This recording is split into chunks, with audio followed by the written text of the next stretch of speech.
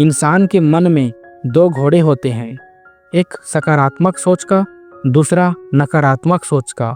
और जीत हमेशा उसी की होती है जिसे हम सबसे ज़्यादा खुराक देते हैं।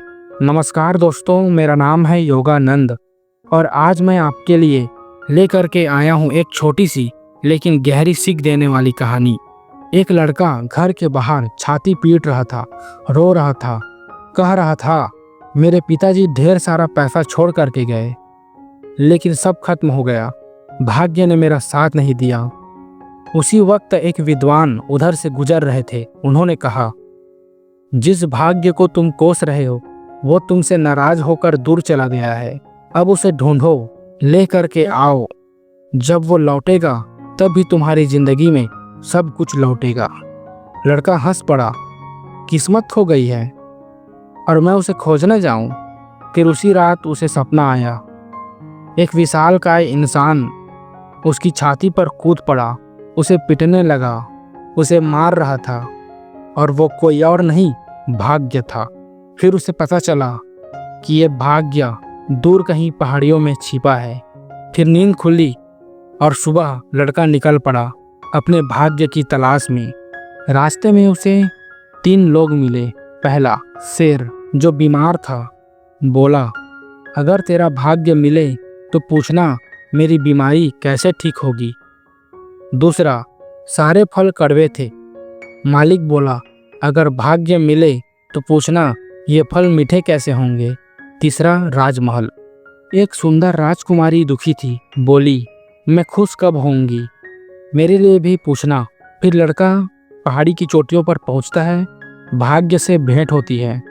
वहाँ भाग्य सचमुच एक इंसान के रूप में मिल जाता है।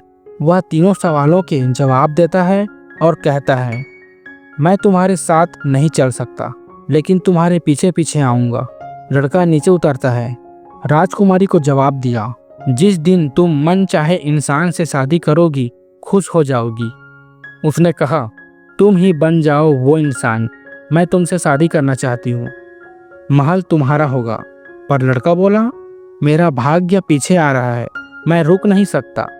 दूसरा, बगीचे के मालिक को जवाब दिया, झरने के नीचे सोना छिपा है, उसे निकाल दो, फल मीठे हो जाएंगे।